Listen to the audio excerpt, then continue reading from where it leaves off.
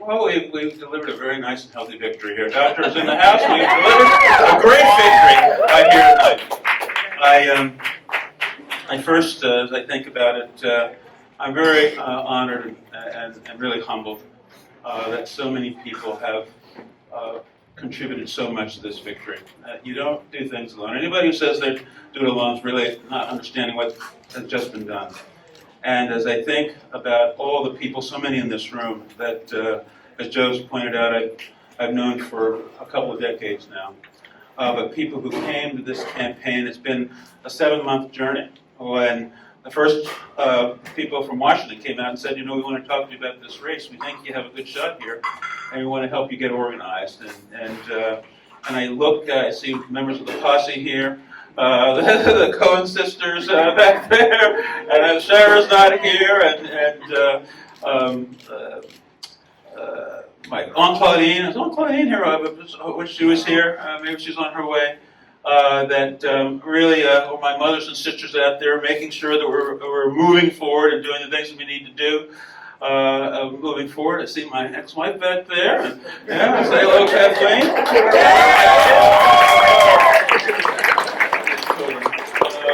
But Dad's here. We'll get to that in a minute. But we think about, I think about and reflect on the effort that's been put forward. I mean, people who took time out of their lives, and they could be doing a lot of other things, to knock on the doors, to grab the signs and get them distributed across the county, to get on the phone and make all those thousands of phone calls that need to be done. The many contributions, $5, $10, and those who've given even more than that. There are other things that you could have done with your time. There are other things you could have done with your precious dollars. But I can't help but reflect why we're able to do that here in this country.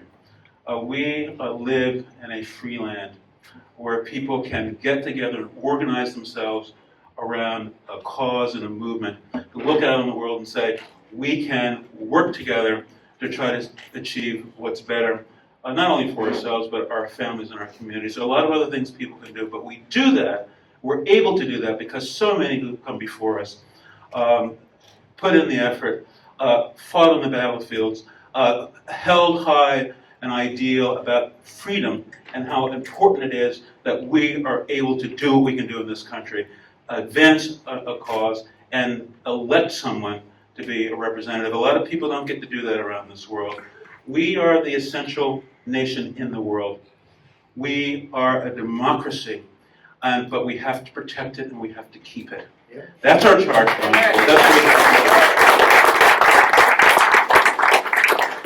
We are, over the years, and before I go on, just let me thank my colleagues. I got a call from Carol and from Joe Cohen just a few minutes ago, congratulating me on this victory, and to Brian and to Sarah. It's not an easy thing to raise your hand and say, I'm going to step forward and join in this democratic experiment. But they did that, and I congratulate them for that, and I congratulate them for a race that was free of acrimony, that was focused on the issues as it should be. And I appreciate and will appreciate their help. Joe Cohen, as a matter of fact, already said, whatever you need to do, I'm going to help. I've gotten to know you, and I appreciate what you're doing. I'm going to help in this race. And that's the kind of thing we need going forward. Together we can achieve victory and can achieve what we need to for the people that do the work, and that do the living, that do the planning, and do the life of making our country great. And I'm very appreciative of their effort and what they're going to do going forward in this race. I have to take a moment to reflect on some very important people that have been involved in this race. Joe mentioned he's been there for 30 years. I've known Joe, and I think this party here will not ever know the sacrifices that he has made for this Democratic Party when we were in the wilderness, struggling to get any traction at the county level, and a lot of other places across this community, across our county. He's been in there digging out of his own pocket, giving time to this effort, And I want to, where is Joe?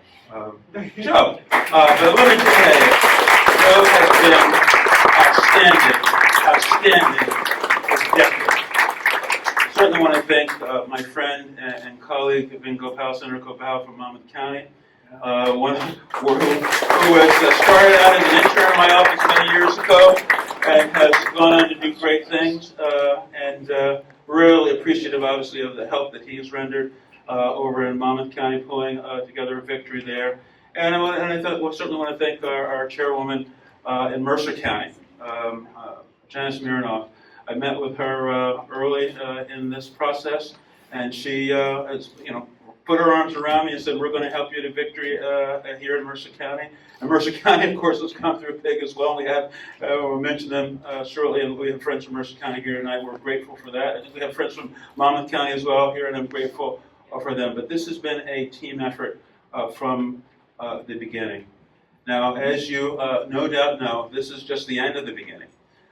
We have a long campaign. It's going to seem long going forward. But for 26 years, we've been developing a coalition of working families, of labor unions, of teachers, of public sector workers, of just plain folks who want veterans, who just want to build a better community, elected officials all over this county. I'm grateful for the support of elected officials and people in Burlington and in Mercer and Monmouth who step forward to say, I'm going to help you achieve this victory. We need you in Congress. We need you to follow in Andy Kim's footsteps. And let me say just a word about Andy Kim.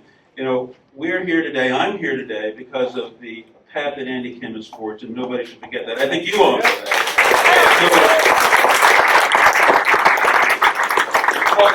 Out when nobody gave him a chance, and the district was much more aligned for the Republican Party than it is today. But he has achieved really remarkable things, and he's done so by organizing people on the ground, by doing the business of representing people in the Congress, reaching out to them more than just about anybody can remember. He's reached out, he's listened, and he's advocated for the people in this district. And I pledge you I will follow in his footsteps. I look forward to working with him as our next senator. Are you say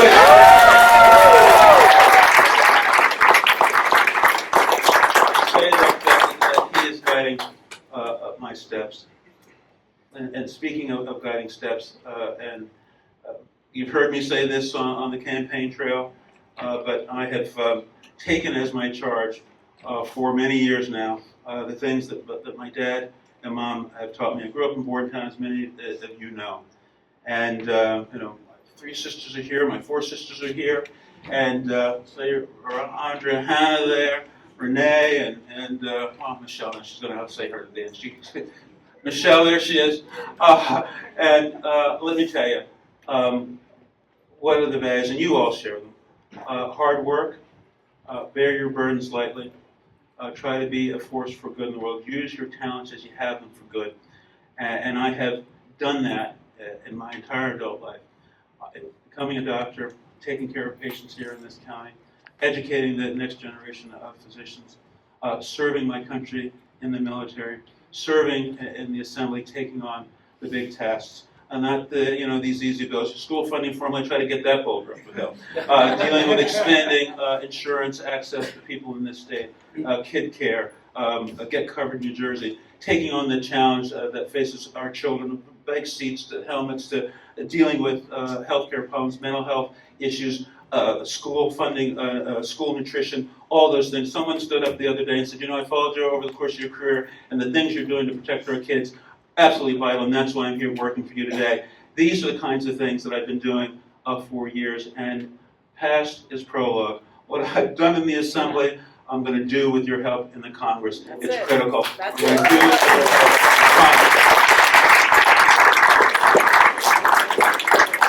the Congress. And you know that we face very important challenges.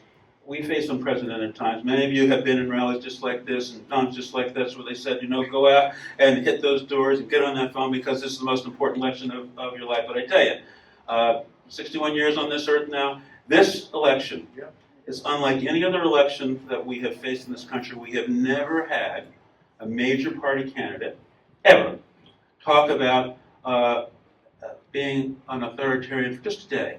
I'm going to take the reins of power. I'm going to be a tyrant just for a day, and I'm going to give it back. You've never heard that from a major party candidate, and have so many people in that party say, well, that sounds good to me. We've got the Congress down there right now talking about defunding the FBI and defunding the judiciary, defunding the Attorney General's office and the work they do there. Never heard anything like this. And people standing clapping and cheering, this is a great idea. We want a biased judiciary who follows the orders of the president. We want a bureaucracy that will decimate, follow whatever, and do whatever the president says, and not take their professional judgment and their duty to the Constitution as their first charge. We have a Congress, these MAGA Republicans, that are fighting the idea of voting rights and access to the ballot all over this country. This is unprecedented. And if you don't think democracy is on the ballot, you don't think it can happen here, I gotta tell you, it's happened in other places, as the Weimar Republic in Germany. It can certainly happen here. Democracy, as strong as it is, needs to be protected. It needs to be supported. We need to support our critical institutions, a free press, an unbiased judiciary, access to the ballot, the idea of the rule of law. These things are on the ballot. They're on the ballot now. And we've got to make sure we go out and organize ourselves and say every day that we're going to defend these things. That's why it's so important that this state remain a democratic hands, and we have a House and we have a Senate, hopefully, that will say, God forbid, if this MAGA president wins, they've got to be there as a bulwark for democracy. And by the way, we have to make sure Joe Biden wins. We have to make sure we never see it. We want to get after Joe Biden. I think when the history is written of the challenges that he's faced in this country with a hostile Congress, of sycophants who don't know how to say, who don't remember their oath, who are concerned about the next election rather than what's best for the American people, who don't believe in democracy but demagoguery. They don't believe in a fair access to the ballot. They believe in autocracy. They're out there for themselves instead of what's best for the American people. That has to change. And I know it's one person, but another person, all across this country, so that we get back to the business of doing the people's business. The people's business, a government of, by, and for the people. That's what's on the ballot as we look forward. And we've got to defend it here. We have to. Our country, as I said, is the indispensable nation. We are a beacon of freedom, and we must be strong in our democracy here at home. We must be strong in our democracy here at home, because most people around the world live under autocracy. They don't have the right to organize themselves to petition the government. They don't have a right to vote and choose their leaders. If they speak up, they might be thrown in jail or worse. A lot of people live like that. We don't have this here because we have blood-soaked ground here and across Europe and other places because people fought for ideas and defended them. And were prepared to do that with their very lives. And that is what we need to return to. Country over self. Country over self. So,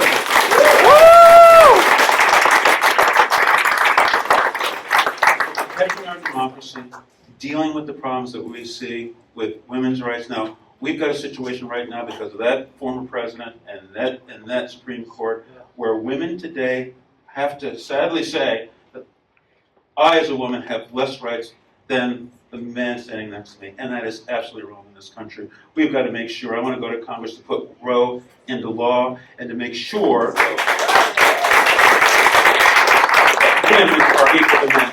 Men have to stand shoulder to shoulder with our women in this country and make sure that we defend their right and defend their freedoms.